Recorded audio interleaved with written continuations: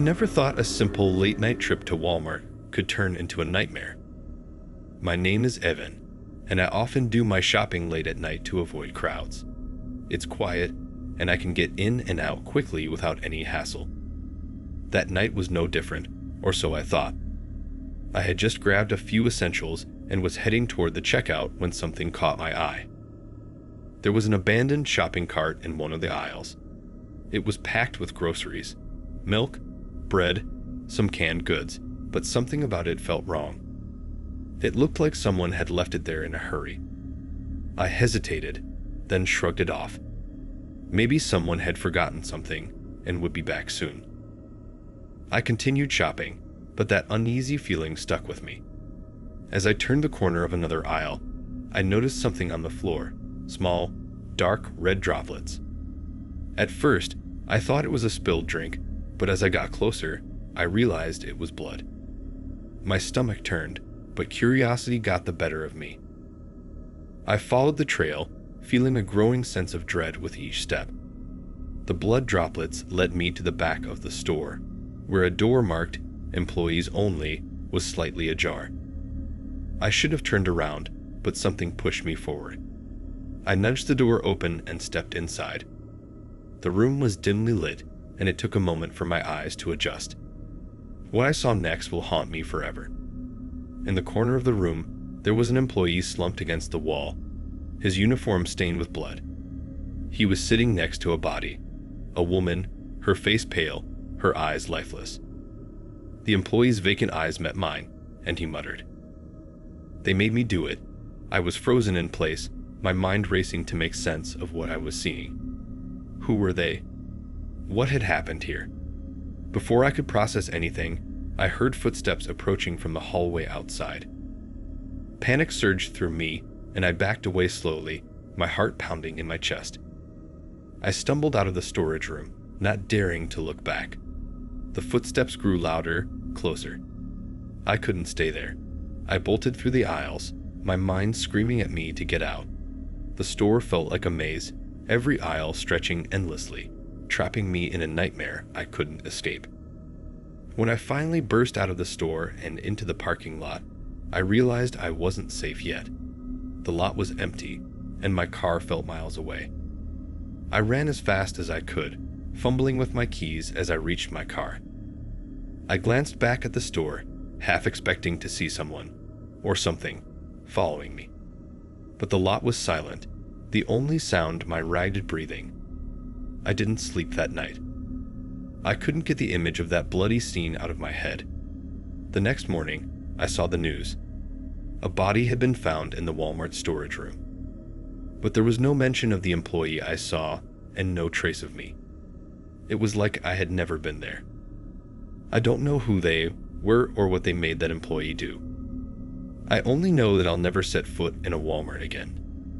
That night changed everything, and no matter how hard I try, I can't forget it.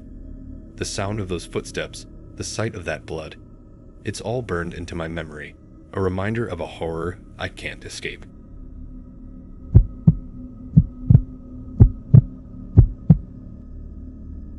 My name is Liam, and I've been working the graveyard shift at Walmart for a couple of years now. It's usually quiet, almost boring, with only a few late-night shoppers. But there was one night I'll never forget, one that still makes my skin crawl. It started out like any other shift. Around 2 a.m., I noticed a woman in her late 30s wandering through the aisles. She looked nervous, almost frantic, as she kept glancing over her shoulder like she was expecting someone to jump out at her. At first, I thought she might be lost or maybe just anxious, but the more I watched her, the more uneasy I felt. I decided to approach her, just to see if she needed help. "Ma'am, is everything okay?" I asked. She barely looked at me, muttering something under her breath about needing to find a way out. Her eyes were wide, darting around like she was trapped. I tried to ask her more, but she just shook her head and walked away quickly, disappearing down another aisle. I didn't see her again for the rest of my shift. But as I was locking up at around 4 a.m., I noticed her car still parked outside. It was strange because the store was empty. I double-checked the aisles, the restrooms, even the back storage area, but she was nowhere to be found. The next day, when I came back for my shift, her car was gone. I figured she must have come back to get it, but something didn't sit right with me. Out of curiosity, I checked the security footage. Sure enough, there she was, entering the store just after midnight. But what really shook me was that there was no footage of her leaving. She had simply vanished. A few days later, I heard the news. Her body had been found in a ditch several miles away. The last place she had been seen was Walmart, my Walmart. I couldn't stop thinking about her, about how scared she looked, and how she kept saying she needed to find a way out. The whole thing just didn't add up. I started obsessing over the security footage, trying to find some clue about what had happened. I watched it over and over, looking for anything unusual, but there was nothing. No sign of her leaving, no one following her, just that strange, empty footage of her walking through the aisles. As the days went by, the store felt different. Every creak, every shadow seemed to carry a sense of dread. I couldn't shake the feeling that something was wrong. Customers came and went, but I kept expecting to see her face again, to hear her voice whispering about needing to escape. I told my manager about it, but he brushed it off, saying it was just a tragic coincidence. But I knew better. I could feel it deep in my gut that something terrible had happened that night, something that Walmart's cameras couldn't capture. I started to dread my shifts, the silence of the store pressing in on me like a weight. Every time I walked past the aisles she had wandered, I felt a cold chill run down my spine. It was as if the store itself had swallowed her whole, spitting her out miles away, broken and lifeless.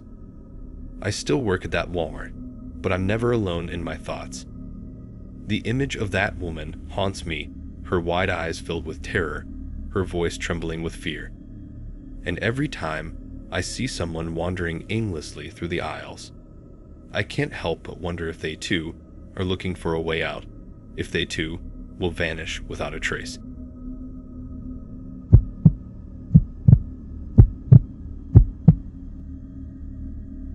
My name is Lucas, and I'll never forget the night I worked the graveyard shift at Walmart. I was there for a quick shopping trip, but what I saw that night changed me forever. The store was almost empty, save for a few late-night shoppers. That's when I noticed a man following a young woman around the store. The woman, probably in her early 30s, seemed really uneasy.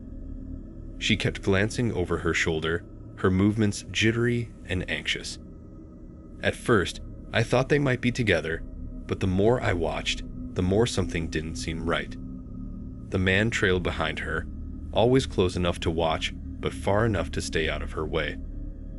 I tried to ignore it, but the situation gnawed at me. I decided to step in and see if she needed help. I casually approached them, pretending to look at the shelves nearby. As I got closer, the man's gaze met mine for a brief moment. His expression hardened, and he abruptly turned away, disappearing into another aisle. The woman's eyes met mine as well, and for a fleeting second, I saw sheer panic. I was about to approach her when she hurried off, clearly frightened. I wanted to ask if she was okay, but she was already moving quickly toward the store exit. I felt a cold knot in my stomach as I watched her leave. I finished up my shopping and headed to the parking lot. As I walked to my car, my heart sank when I saw her again.